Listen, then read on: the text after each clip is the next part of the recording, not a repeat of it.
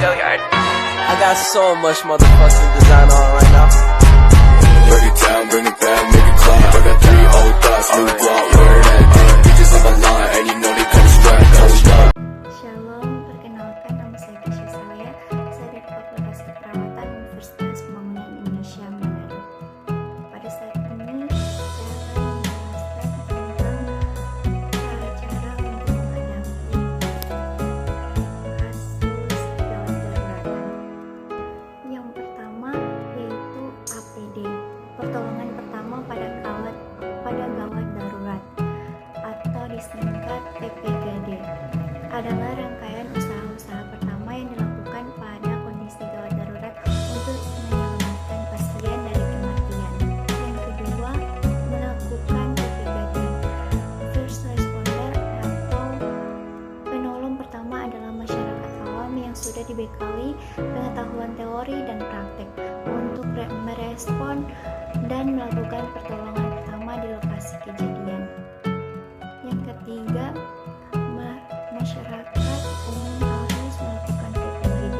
Yang pertama, kita tidak dapat selalu mengandalkan layanan ambulan atau paramedik untuk segera tiba di lokasi kejadian. Yang kedua, terbatasnya alat dan waktu. Yang keempat, yaitu tujuan pertolongan pertama. Yang pertama, menyelamatkan nyawa korban.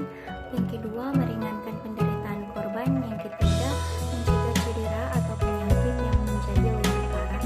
Yang keempat, mempertahankan daya tahan korban. Yang kelima, mencarikan pertolongan lebih lanjut.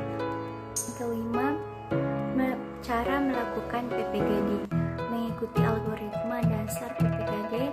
Yang pertama, ada pasien tidak sadar. Yang kedua, pastikan kondisi tempat pertolongan aman bagi pasien dan penolong. Yang ketiga, beritahukan kepada lingkungan kalau Anda akan harus menolong. Yang kelima, cek kesadaran pasien.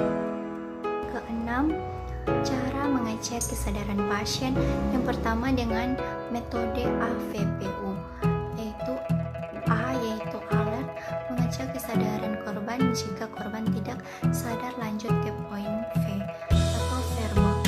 Panggil korban dengan berbicara keras di telinga korban atau jangan menggoyang atau menyentuh pasien. Jika tidak merespon, lanjut ke poin P.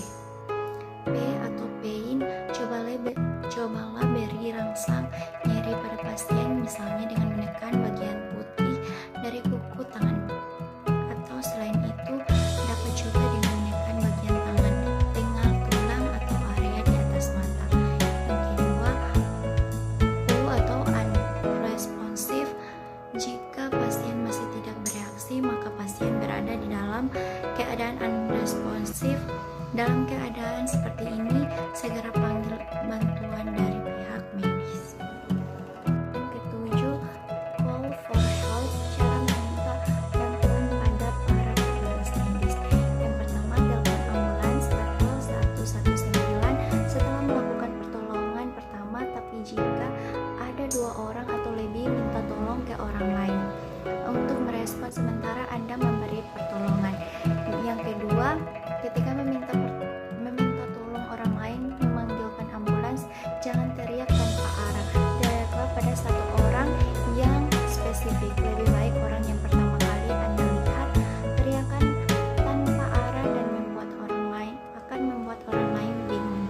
Yang ketiga, saat menelpon ambulans untuk meminta bantuan medis, beritahukan jumlah korban, kesadaran korban, atau